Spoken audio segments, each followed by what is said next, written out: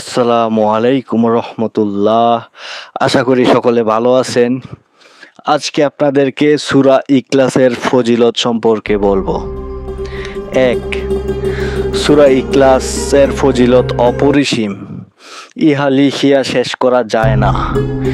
এই সূরা সমস্ত কোরআন শরীফের সারমর্ম। এই সূরা 3 বার পাঠ করিলে সমস্ত কোরআন পাঠের পুণ্য পাওয়া যায়। সুবহানাল্লাহ। 2.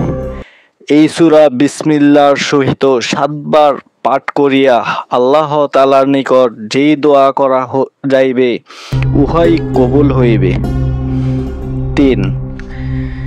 এই সূরা বিসমিল্লাহ সহ 7 বার মাটির বাসনে লিখিয়া পানি দ্বারা ধুইয়া রোগীকে পান করাইলে রোগ আরোগ্য হইবে। 4. এশার নামাজ আদায়ের পরে দাঁড়াইয়া এই সূরা একবার পাঠ করিলে সমস্ত পাপ মাফ হইয়া যাইবে।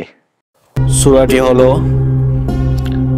কুল হুয়াল্লাহু আহাদ আল্লাহুস সামাদ লাম ইয়ালিদ ওয়া লাম ইউলাদ ওয়া লাম ইয়াকুল লাহু কুফুয়ান আহাদ।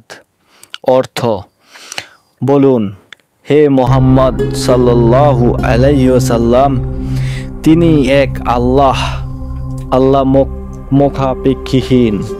তিনি কাহাকেও জন্মদান করেন নাই এবং তাহাকেও কেউ জন্ম দেয় নাই এবং তাহার সমকক্ষ কেহই নাই। সুবহানাল্লাহ।